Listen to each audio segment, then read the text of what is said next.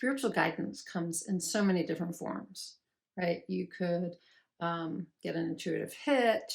You could hear something on the radio. You could see something on a license plate. You could get information from pulling an oracle card or a tarot card. You could, have a nagging feeling about something, or kind of whisper in your ear. It doesn't really matter how your spiritual guidance arrives.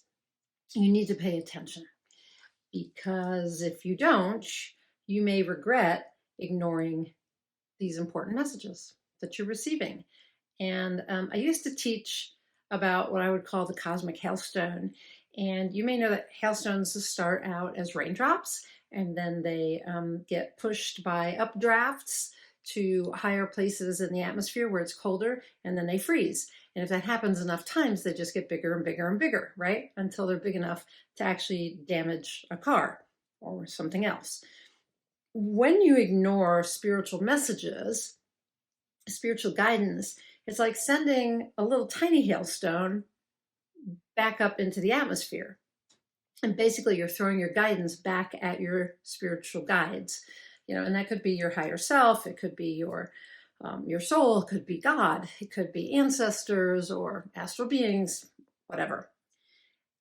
Anyway, the next time, if you keep sending it back, the next time that your spiritual guidance system, your spiritual guidance team throws it back down at you, it's going to be a lot larger. And, really spiritual guidance can start as such a subtle message and almost imperceptible message, and then if you ignore that, the next time it's going to be a bit louder and more in your face.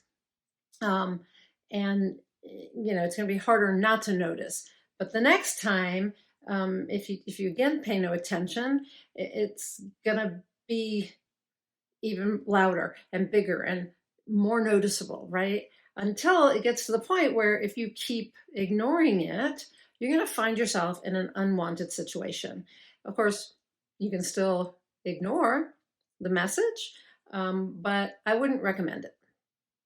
So let me give you an example from my recent life experience. So for quite a while, I've been receiving spiritual guidance indicating that I need to focus on what really matters to me, my writing. And I felt a frequent nudge also to practice what I preach about living a life that feeds my soul. And writing would be a part of this soul-aligned life, but so would spacious days with time spent doing more of the things I love. And just not feeling so pressured and rushed, and and having the ability to tap in to my spiritual guidance and to take action on it. So I kept getting these messages and I ignored them. I heard them loud and clear, but I did nothing different. And then I fell and I dislocated my shoulder, and I attributed that to a different message. But that was followed by 3 weeks of having a sprained back, and then about a month of having shingles in the same shoulder and arm that I had dislocated. So I started to pay a little more attention, but I still wasn't doing anything different. And a few months after I recuperated from all these ailments, actually it was just maybe 4 weeks ago, I tripped and fell at my dog's agility class. She and I got kind of tangled up, and I went face first, a lot like when I dislocated my shoulder, but I didn't really have anything happen except I had some dirt in my mouth. So there were no negative effects. And just over a week later, I came in the front door, and I got in my hiking boots and got my foot caught in the loop of a leash that was tied to the front doorknob and that wasn't tied up anymore. Somehow it had come loose, and my foot, I don't even know how it got in there like that, but it just went right into that loop, and I went face forward again, but my ankle did not, and I broke 3 bones. So that was not that long ago, 2 weeks ago. And you could call it a fluke or a freak accident, and it was.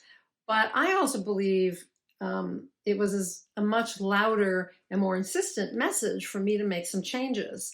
the changes that I intuitively had been guided to make and had resisted. So that fall and broken ankle, to me, it was a huge cosmic hailstone, like a gigantic cosmic hailstone hit me right there in that ankle. And you can look up all the meanings of ankles and joints and broken bones and all that stuff. All of it made sense to me. And but I might have avoided this cosmic hailstone and having it hit me so hard, hard enough to do so much damage, if I paid attention to the spiritual guidance I had received. So I want to ask you, what spiritual guidance have you been ignoring? And what intuitive hits have you chosen to ignore? It's time to start paying attention to the spiritual guidance. Not only that, it's time to act on it. And that's the real issue. It's well and good to, all well and good to receive and even acknowledge this receipt of spiritual guidance, but it's quite another to act on it. And acting on spiritual guidance takes courage. Something obviously I didn't have enough of until now. And the reason you receive messages is not just to get information, it's actually to act on it. So you can choose to follow that guidance. I mean, what's the use of spiritual guidance if you don't follow it? I mean, it's a little different than your mother telling you something, right? Or your best friend or whatever, your spouse. This is spiritual guidance. It's worth listening to and acting on. So when you follow your spiritual guidance system, things begin to change. I've seen this, so you change, your actions change, and your life changes. I've heard all the stories of all the people who followed their intuition or their spiritual guidance, and everything began to change. And, it was like miraculous, right? And I've seen it happen with some of my clients and with other people that I've encountered. And I've seen it in my own life, but not recently. Not recently. And it's no wonder because I was ignoring the spiritual guidance, right? But I'm not going to do that anymore. No more. So as I sit here, I know my camera might be a little bit skewed because I'm sitting in my recliner with my foot propped up and ice on my places on my leg where I can reach something that can actually get cold because I have a cast. And I'm seriously, as I sit here, I'm seriously considering my options for changing myself and changing my life. I'm making decisions about how to spend my time and how to do my life's work. I'm reevaluating everything and planning how to move forward in a very soul-aligned manner, in a courageous, bold manner, because it's going to take me some courage to make these changes. And what I want to tell you is that you have the opportunity right now to listen to your spiritual guidance and to make soul-aligned changes in yourself and your life, to actually take action on that guidance. And as a result, you'll likely avoid being hit by that huge cosmic hailstone. I can't promise you won't get hit by some small ones along the way if you don't take action, but if you listen and acknowledge and then act on that guidance, you're probably going to avoid the hailstorm, right? At least one hailstorm with really large hailstones.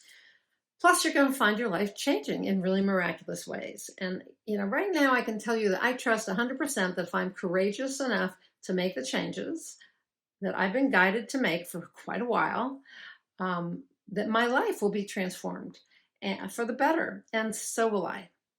And I can't wait to have that experience because I know it's going to allow me to begin really creating what I want in my life, what I want my life to look like, and creating opportunities for me to share my gifts and to really make a difference in the world. So I'd love to hear whether you're taking action on your spiritual guidance, whether you receive it, whether you take action on it, and how that's impacting your life. Is it is it creating miracles in your life? So if you've never met me before, I am Nina Amir, the Inspiration to Creation Coach. I am a certified high performance coach and an intuitive transformational coach.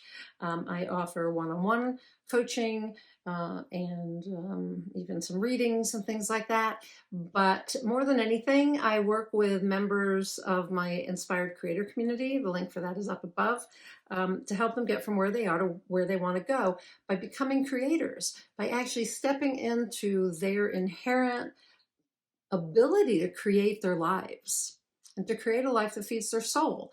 And I do that with personal and spiritual growth because the spiritual guidance is coming right to the spiritual side. Your soul is speaking to you through your intuition, but you may not be hearing it or paying attention because of your human side, which may not have the courage or may not believe you receive guidance or may not believe you can change anything. So we deal with the human side, with the personal growth, and that opens up the spiritual side through spiritual growth. And then you can step into your power as a creator and really create what you want, which I believe is a life that feeds your soul. I'm less about the manifesting of a car or of a lot of money. I'm more about actually taking responsibility for yourself and your life and creating what you desire and what you deserve. And if you don't feel you deserve it, then that's a personal growth issue. So anyway, if that's of interest to you, click on the link above for the Inspired Creator community and become a member today. Become an Inspired Creator. Join the ICC. And if you have questions for me or comments, leave them down below. You can always reach me through my website, which is ninaamir.com. And yeah, that is it for today. So until I talk to you again next time, go out there and achieve more inspired results.